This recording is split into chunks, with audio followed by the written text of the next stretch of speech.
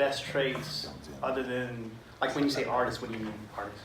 Like drawing, writing? Well, the thing is, the artist that I managed to choose was really good for the drawing part. Gotcha. I'm not sure on the other two though. I haven't personally met them yet. Then I would challenge the other two to try something else, like the coloring or inking. Like the artist doesn't have to just be From start to finish. Like for instance, like what Eli was saying earlier, where he said, oh, he read a Shonen Jump thing, and he was like, do that, I could do that.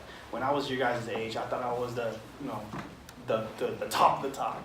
My ego was up there, Little did I know, like Eli said, 5 years later, you're looking at your stuff from before, you're like, damn, it was horrible. Does that mean really? I want to rip it up and kind of, because I was solo, The advantages of having a team, there's two advantages, and there's two aspects of that, is finding the strengths of everybody on the team, because being that I'm a penciler, I'm the inker, that's two jobs right there. In comic books or illustration or in anything graphic novels, there's platforms for every single thing that you're doing. As far as somebody who is drawing, right? There's a penciler, there's an inker. There's two different things. And they usually call them tracers. I don't know if you guys see those movies that, oh, he's a tracer. He just traces over the line, I'm already a tracer. Yeah, but the thing is, that's a lot of work. What movie was that, by the way? I forgot that movie, Chasing Amy. But anyways, that takes a lot of work. It takes a lot of work because you're building depth into the person who's actually drawing or doing the pencils, the original pencils.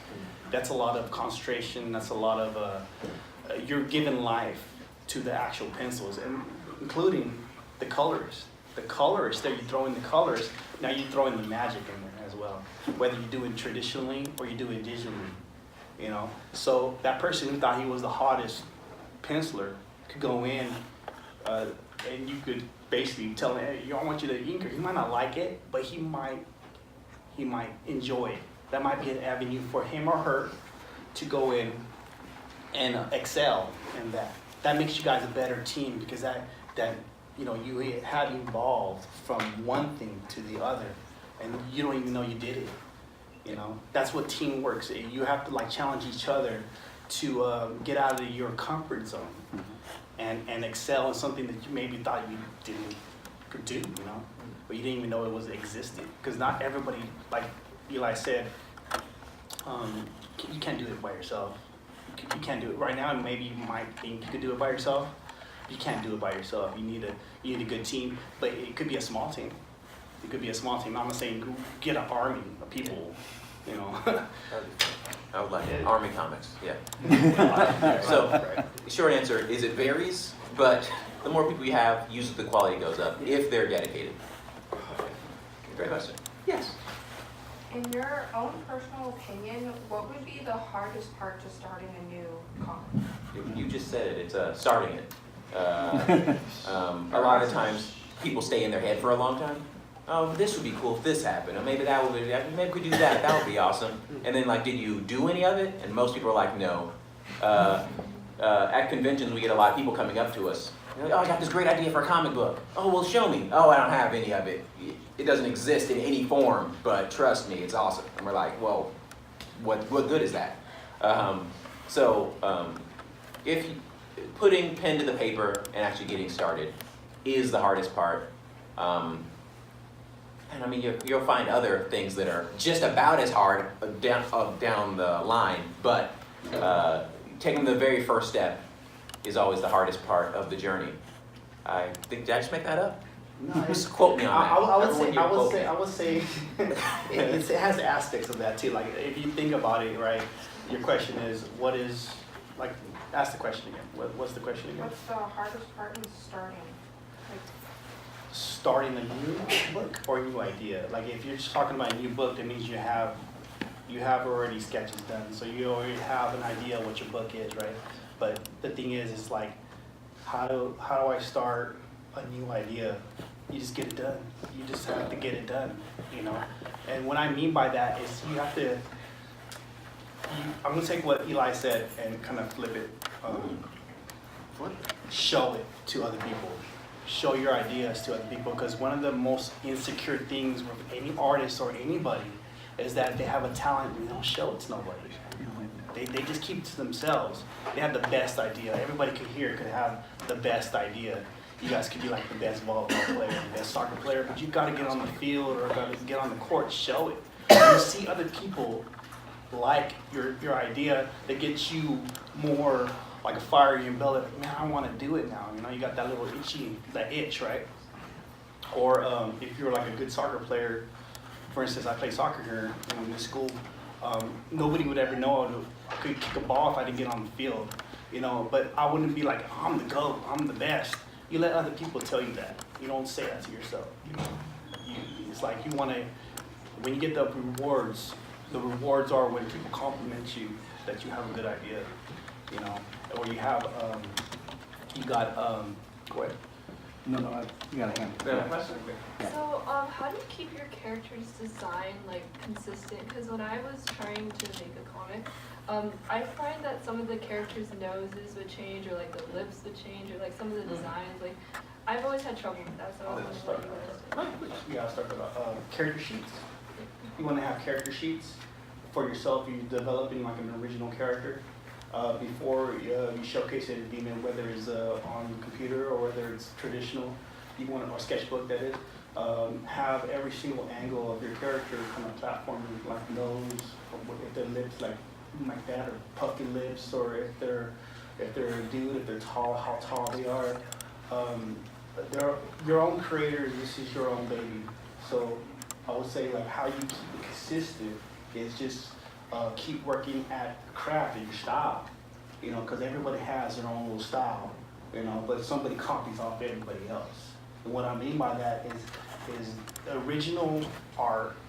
As much as you want to say that, oh, I created this, I created that, you stole it off somebody else, but I don't say that as a bad thing, okay? Because you're influenced by a different artist every day, or something by life, or whatever you want. Like I said, the soccer analogy right there, you want to be like that superstar, or you want to be like LeBron James, or whatever. You model yourself after what you want to get to your goal. And your goal is right now is how I want to get this character to look the same on every single panel. That's tough to do. It's tough. It's kind of like working out your muscle. It looks like we have another question, but I want to add to that too. Yeah, go ahead. No. I have a less epic suggestion as well, because the character sheet is amazing. I wish I would have known that, because my characters freaking fluctuate. Like, you get your two characters next to each other, you're like, wait, which one's taller? In this panel, that one's taller than that one. What's that about? So a character sheet definitely helps. But also, if you're having trouble with consistency, draw your character 100 times. You'll definitely find a way like, yeah, that's their nose. I have experience in it. That's definitely how it's supposed to go. Yes? I was going to ask on that note, how often do you use references for your drawings, like different poses that are difficult, and where do you find those things, and how do you balance everything? Yeah, my experience, I get the best references from, well, to be honest, I don't reference enough. I probably could do more. But I reference a lot from the internet. Of course, there's a bunch of poses you can get offline.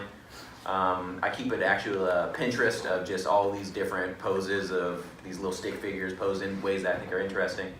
But don't be afraid to use your imagination as well. There is a little bit more error that you can come across, but through practice, you'll start getting better and better at it. So it's pretty much try to use your imagination. When you're like, that doesn't look right, then yeah, go ahead and try to do a little bit more referencing.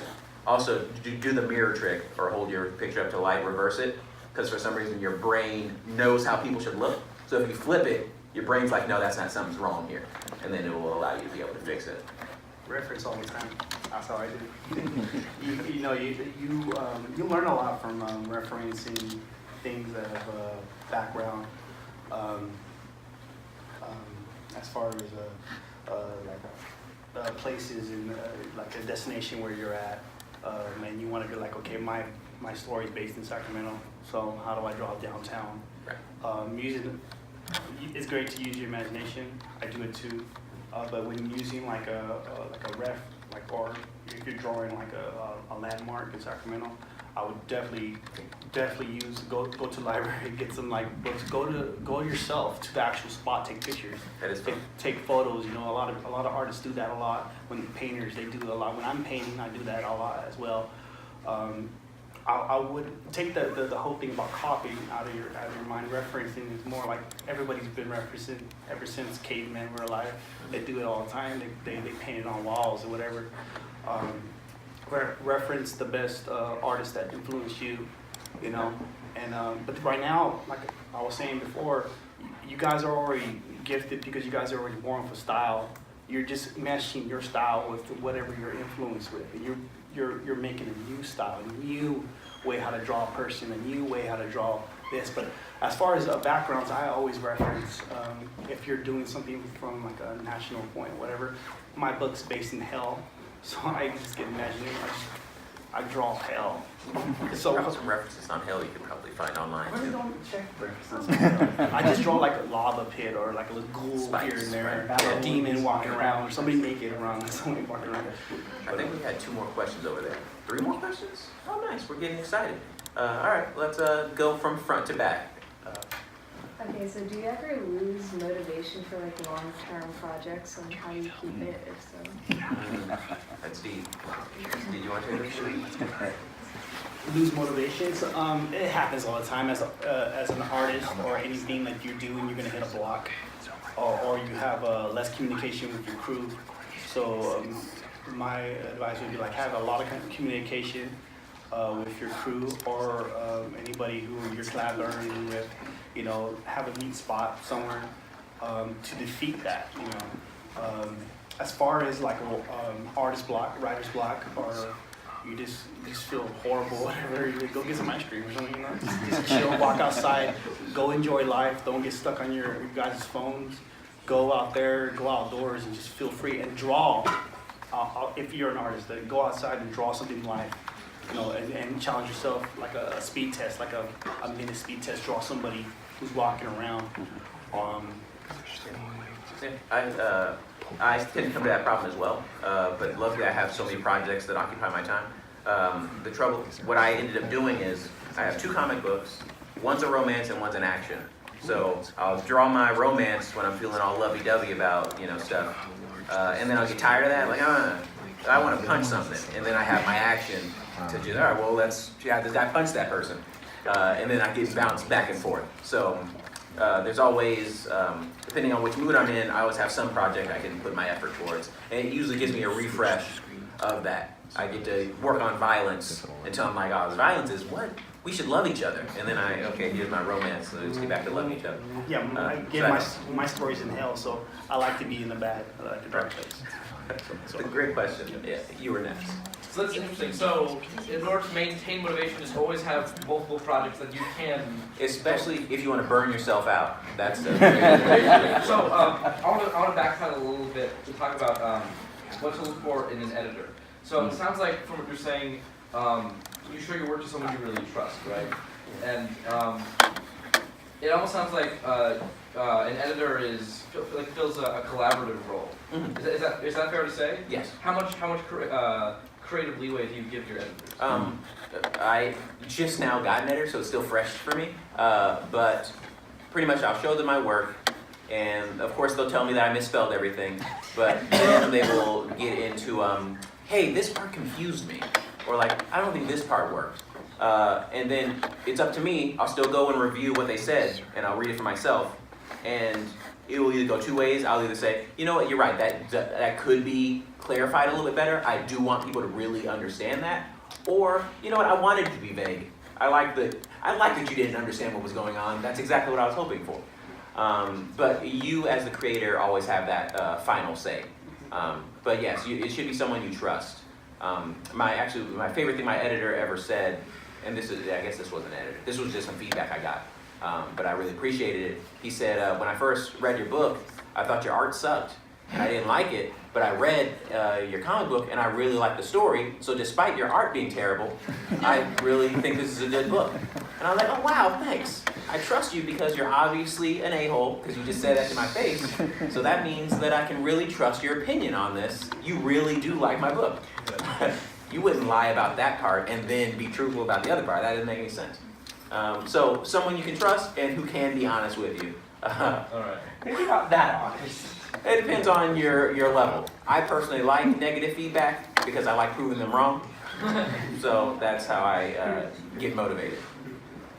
Did you want to add anything to that? Or I got it pretty well? I mean, yeah, what he said, basically, you know, your editor is there just to make you better, I believe. You know, it's just second eyes, sometimes fourth eyes. I'm usually, like Eli said, you're your own creator on a book. So in Scatter Comics, the person who's usually drawing the book is usually the creator of the book. So, like for instance, like Blimp is the book I do right now. Currently, Eli is drawing it right now, and I'm jumping in and inking over his pencils. Sometimes I alter something, so in essence, I become like an editor. No, I'm fearful because Eli would be like looking at me and staring at me like he is right now. I'd be like, hey, what the hell, you know? I didn't want it that way. I like all your work. But being that I'm the creator, I could be like, well, the book's geared that way. You know, it's more of, it needs to be a little rougher. But it's more of, you're adding to it. You're adding to it. You take something away, it was meant for a reason. Usually there's two different kinds of books. You know, there's a book that has like no captions, and there's a book that has captions. And the captions is more of a narrator kind of guiding you along, or the character having an inner thought with themselves, and that's a more think book. You know, whereas you got the wham bams, silly man. You know, kind of just killing everybody. Exactly. An editor would be there too, kind of, you gotta trust him or her too. So it's all about trust. We have one more back there, I believe. Yes. I have a question about writing. Because every time when I'm like writing a story or something, I'll have like the basic plot figured out. I'll have big plot points like detailed in my head. And I'll get to a certain point and I'm sort of fighting against the characters to get them to a certain plot point. Because I know that a certain thing has to happen to get the ending I want. But if I do what most creators do and just like let the characters choose or like go in the direction that my characters are going in naturally, they are going in a sort of a separate place, and if I try and put them back on track, it'll feel forced. And I'm torn between going back to my original idea or rewriting the entire thing. You're having kind of a D&D problem. Like, Yeah. Yes. When your characters are like, I got this whole plot here. Can you guys go that way? They're like, nah, this thing over here is more interesting. Yeah, and I was just wondering how you guys deal with that. It's a little trouble. It's a little tough. I know that when you're kind of starting with the essence of a story. I know that when I make my stories, I have this goal for the overall story, and then I kind of choose the characters that are already naturally going for that goal. It sounds like you're putting a lot of extra energy into your characters and the plot, and they're starting to conflict. The way I see it, there's a couple ways. You can have that intention. You have your main element, and you create characters that you know will go to that element. You just already designed them for that. But if you you really love your characters, I imagine your characters are very likable and relatable, which is why you're having trouble navigating them, because they're like almost real people to you. I guess I have a philosophy on it. Whenever I'm going through some type of trouble time in my life, or something bad's happening, I always take it as character development. I'm like, oh, well, you know, this happened, but it's probably because I need to level up and do this awesome thing. There's probably a dragon coming up soon that I'm going to need to slay, so that's why I need this thing here. So you can throw trouble at your characters. How people deal with grief and turmoil and all these other things, you can almost completely change a character based on one event. You could have a completely calm character going through life, and you're like, oh, I do need to slay him with that dragon later on, but he totally loves lizards. He's not going to slay a dragon. Have something terrible happen to him. I hate dragons now. I'm totally going to slay that thing. And then they'll freaking go there. It is hard because if you really like your characters, you don't want to do bad things to them. But that just depends on the type of creator you are. I personally am a little cynical, so I like my characters going through a little heartbreak. But that would be my best suggestion. Either make your characters for that goal, or throw stuff at your characters so that they're going to do it anyway. Yes. Sorry. Actually, I wanted to actually answer that a little bit if I Oh. could, as a writer. With a larger project, I think it's important to have your bookends. Where am I starting and where am I ending?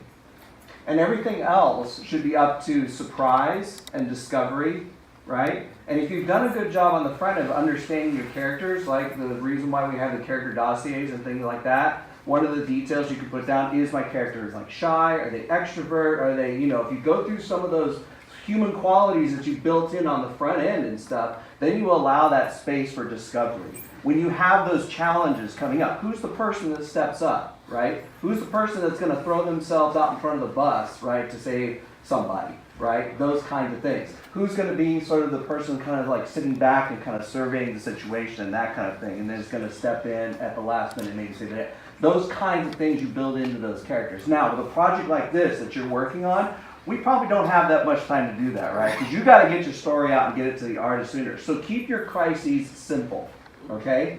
3 characters locked into a supermarket closes, right? And they're stuck in there the whole night, or something like that, right? That could still lead to a whole lot of interesting kinds of things, right? So, you know, for this, keep it simple. For something larger, yeah, you definitely want to have different challenges and different avenues and stuff like that because it makes it interesting. Yeah. So, One big one is all you. I could add one more thing. I'll get to you in a second. But one last thing too. I like what Mr. Cormaro was saying. You do have to have your beginning and ending. Where you begin it, it could be at the end. You're just recapping everything right there. It's like a memory, right? But what I would add would be like what Mr. Cormaro was saying. You know, there's a lot of climate change with your character. I would just put it out and let it organically happen. You know, because with, you know the end result. You know, but you got leave a lot of goose eggs in there. Be like, if somebody else read it, like I like that. What does that mean? You could bring back that character in a different thing. You know, if it's for a project, get it to the end, finish it. But leave goose eggs. And when I mean goose eggs, is Easter eggs or little plot holes where you could bring back that character. You know, like maybe you didn't successfully explain a moment in the story, but you mentioned it. Like a plot in the past of your character, or maybe something that happened in the future. It could be a time traveler or whatever, you know. But I'm just saying, like, if you have something like a conflict within something that you want to do to your character, because we all, like Eli said, we all like to kind of take care of our character. You don't want to kill your character off. My character, I put him through hell. Literally, he's in hell. But like, it's a grown cat living in hell, you know. And this cat is the heir apparent to the Lord of Hell, next to Satan, who's supposed to be king. You're giving spoilers now. Yeah. Buy the book. We're not going to tell you. But there's a lot of, I mean, that alone would be like, oh wow, okay, what's going on? Why does it have this big thing on his chest? What's going on here? So like, you just throw Easter eggs here and there, you know, but you finish your story. But there's still avenues for you to bring back your story later if you like to continue. Or you could just say, hey, that's a done deal. And you could just leave off and you'd be like, drop mic and you're done. You know, you go move on to your next story. Oh, he's here, but we also have a hand over there. He already asked a question. Is it fair? Yeah, let's take this one first. I'm sorry, I'm kind of thin back here. But, It's all right. I was just wondering, what do you guys find most useful when writing villains to make them like not kind of fall into that hole, just like, oh, I'm a villain to be a villain. Like, how do you make them compelling? Okay. Yeah. Okay. This is a cool question. Yeah. Okay. My character was in fact the villain, the bad person, in the original. Well, our company is called Scattered Comics, but the original book volume was called Scattered. Alone, that was the title. And the antagonist, which was the character, if anybody knows what antagonist is the character that kind of pushes, not the main character, you know, not the main bad guy, but is a person or an entity or something, some sort of subject, right, that moves the story along. So you get to the end, right? So my character was considered the bad guy, right? In the view of the original creator, Jason Doobie, which is, you know, the creator of Scattered, you know, and he was more sense to be like a Boba Fett character, you know he's a bad guy, but then he's a rebel. Like if you start looking at these new cartoons coming out, like, oh, he was kind of cool, you know? He ended up being cool after he got killed, right? But he was considered kind of goon. He was a goon, right? So we'll take that character and you put it the character where I'm talking about, right? And he was kind of viewed as the bad character, right? The comic that I'm doing now, the story, is his point of view. And his point of view is what I'm trying to get to you as, is, okay, he was actually the good guy. But in his point of view, right? So you could actually have layers like an onion, right? That you could have your character be, if he's viewed as the bad guy. But if other people are fighting with him, or people are fighting for his cause, right? They view him as the savior, like he's the good guy, right? So in essence, like a bad person, like or the villain, right? Could have many layers, many story arcs, many story lines. It matters to the writer of how you're creating this torn hero or an anti-hero. A lot of people would consider the Punisher, right? I don't know if you've seen Netflix. You guys have Netflix. He's a villain. He kills people. He's a bad guy. Wolverine. He's the X-Men. He is the bad guy. He's killing a lot of people. You know, but the he's Hulk at first, wasn't he? the Hulk. Yeah. Well, no, the Hulk never killed nobody. Okay. But literally, he's smart. He's very smart. But they calculated himself. Bruce Banner. But Logan, whatever his real name is, he's the bad guy. So in the bad people, the villains in the stories, like your Dr. Dooms and your you know, I don't know who's bad in Marvel. They're looking at Wolverine and like he's on our side, you know, he's killing people. The Punisher is literally killing people. So it matters if you're writing a story and you have a hero in place. It's great to just not just to throw like he's the bad guy. As a creator, you know, make a backstory to the dude. How did he get there? Why did it happen? What was the circumstances of what led him to be there? He could be just a torn human, you know, and then later on he's revealed he has a second chance. Like I believe every character has a second chance, you know, so. Yeah, I have 3 answers to that. I see 3 ways to go. First, I want to make sure everyone knows it's okay to make a villain that likes to do evil things. It does happen. I do think it's an easier way to write. It's not as creative, but I've fallen in love with some characters that just really like hurting people and being mean, and it's just what they're into. I think that's closer to the Disney villain. I feel like we're kind of going away from that these days. But I've been watching My Hero Academia, if anyone's familiar, and I really enjoy their villains because they have taken a desire to do good, but just in a weird way, and it's kind of become villainous. But in that same note, if you watch the anime, there's a character called named Muscular who just likes hurting people. He's just big and I don't care. Who can I hurt and who's letting me hurt? I'll be on whatever team lets me harm people, and I'm in. And that's his whole thing. And he was one of the most compelling characters I've ever seen because he was just simple. Like, yeah, I do what I want because I can, and if you can stop me, stop me. But if you can't, yeah, I'm gonna kill you. That's how it's gonna work. But if you want to make, I think what you're trying to do is make a villain that's relatable, one that you can kind of get behind. You just need to give them a cause. You just need to give them a cause that they see their antagonistic ways as the solution to it. And it's you can do that. It really depends on your plot. As that, there's an antagonist. You can make a story where the protagonist is a guy trying to buy some celery at the market, and the antagonist is the clerk that's like, yeah, we don't have the price for that. You can't buy that. That's an antagonist. You just made an antagonist, and it doesn't need to be all maniacal or shadows or evilness. So it really depends on your story. But just try to get into your antagonist's head and try to figure out what it is they're doing, and you can channel how relatable you want them to be and how understandable their cause is. And it's totally fine to make it so that no one understands their cause. They're just unpleasant to be around. It's totally fine. It's probably important to have like a whole world of antagonists too, like rather than just one individual. Like I'm thinking of what Brian Lee O'Malley does, you know, because like there are a lot of people who Scott doesn't like, but they're not particularly evil. Right. And then on the other end of the spectrum, you have G-Man, Right. right? Who is just, you hate him from the start. He's Yeah. awful in every single way. So it's probably important to have, A spectrum. a spectrum and a Yes. split of antagonists, right? Do you want to come up here? I mean, I think you are on. Yes, absolutely. Sorry, you had a question. Well, actually, it was pretty much in line with what he was Okay. asking. But I would like to mention on the question that was asked before he asked that. Okay. I call that whole, I don't want to hurt the characters, but they need something to threaten them. I call that going into DM mode. Yes, it is. Yes, I'm gonna coin that. So every time I make money from DM mode, I will send you your check. Thank you. It won't be a lot, but perfect. Great question. Let me ask a question, guys. Who here is an illustrator? Who's what? An illustrator. Who draws? Who draws, and who's like planning Nice. on taking over the world Okay. with their books? Keep your hands up if you're still doing that. Have you gone? The same people? Keep your hands up.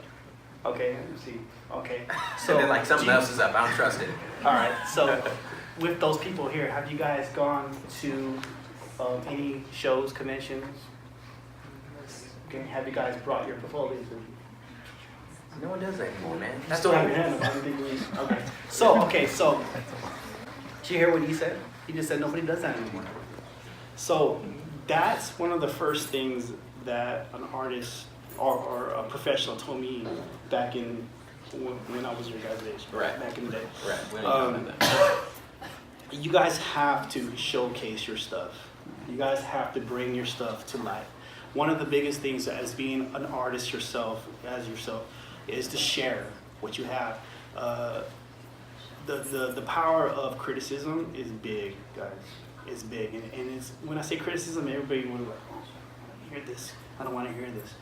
But you guys need criticism. You guys need to have somebody telling you, not like Simon Cowell and all that, all those people. I mean, you guys know Simon Cowell, right? Or the chef dude is just F you, F this, F this. All right. He's no, really nice to kids, no. though. Criticism is good both ways too, because they'll tell you the real, and they'll tell you what's not.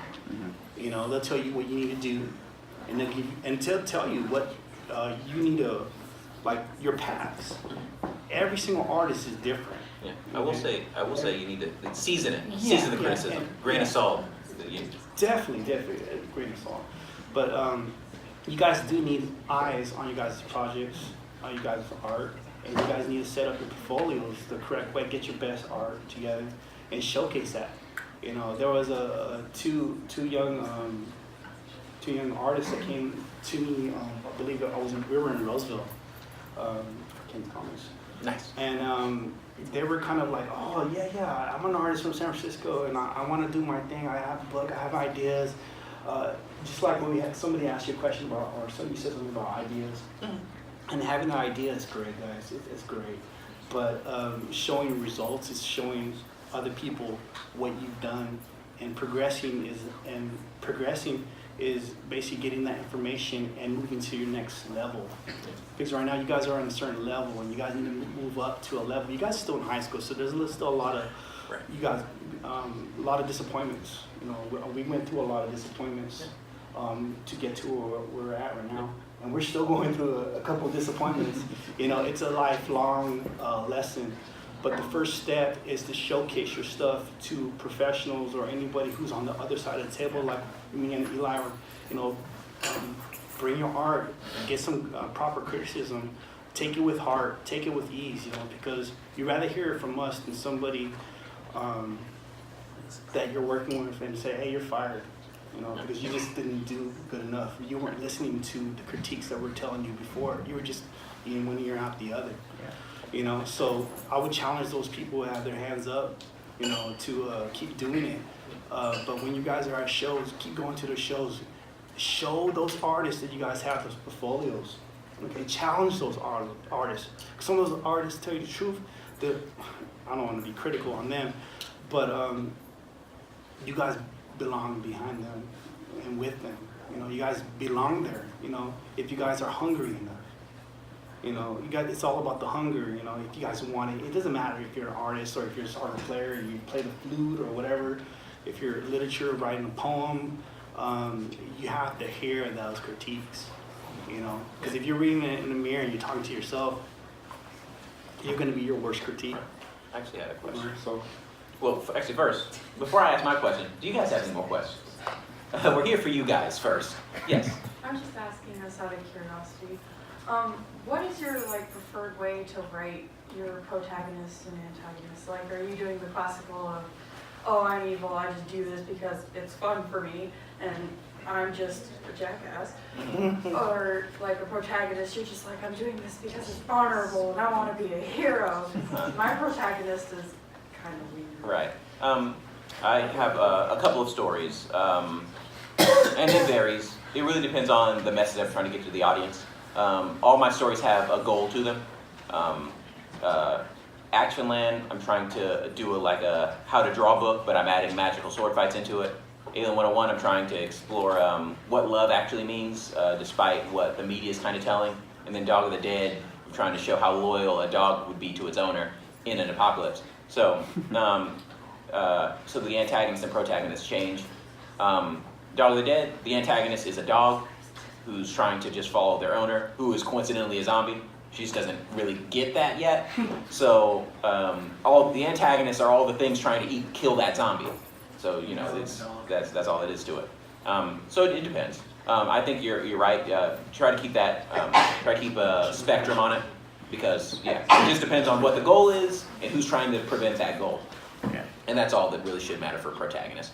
I think the evil for evil's sake and good for good's sake is getting a little played out. I think people are wanting a little bit more because it's a little bit more relatable. We've found out that humans are a little bit more complicated than that. Yeah. Yes. I have a question because it's almost the end of the period, but do you guys plan on doing any partnerships with future Your alumnus? Alumni, sorry. Oh. What do you mean, like if an alumni comes down and is like, hey, we got this comic, we want to try to work with you on it? I mean, more like, would you be willing to give out contact information after this meeting? Oh, yeah. Willing to listen to us? I would love that. we actually have like what is it, like the scattered comics. I was hoping you guys were going to do a shameless plug here. Yeah. Well, I don't have my business cards Well, that's on a good me, question. That's a but- good question. But Jason Dooley, our the founder, has an internship Right. for Scattered Comics, and there's no age limit. Yeah. You could actually go online and we'll give her information after. But that's a good question. You know, anybody. We have one for artists and for writers.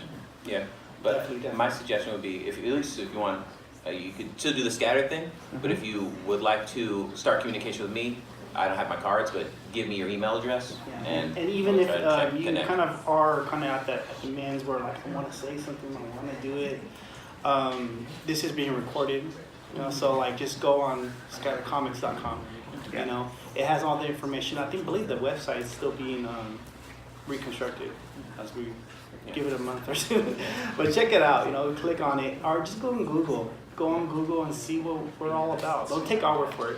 Go on YouTube. I know you guys go on YouTube all the time. Go on YouTube. Check out the interviews that we've had before, our interactions with customers, guests.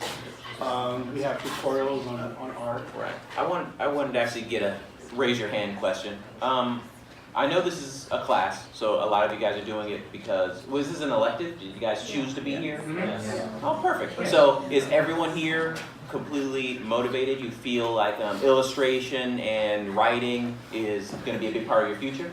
Or how many of you are dabbling in it, trying to figure out if that's what you're doing? Okay. Okay, so we got a couple motivated. That's awesome. That's Would you guys like it if we came back too? Yes. And if we did come back, would you guys have stuff to show? I'd love to have you guys after your class, whether it's 5 minutes or however given time, show what you guys got.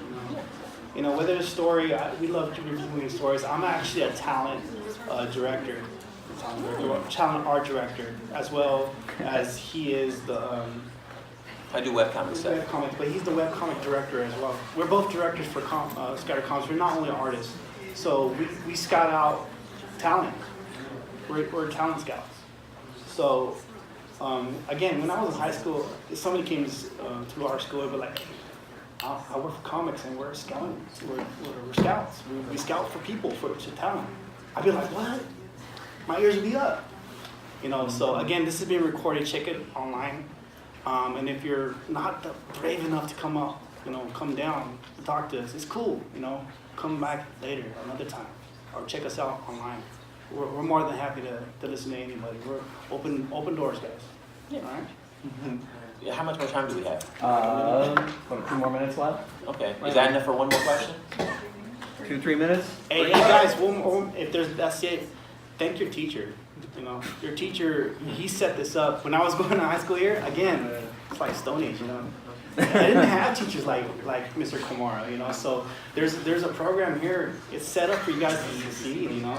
A lot of schools don't have it. A lot of high schools do not have this, you know. I'm trying to get my son to come to school here, and we live in West Sacramento because of that guy right there. Again, a round of applause for Mr. Kamara, you know.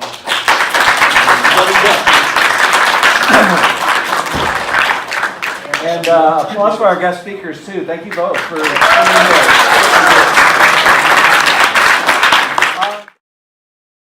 Thank you everybody for watching our video. Please check out these other cool videos you see on your screen.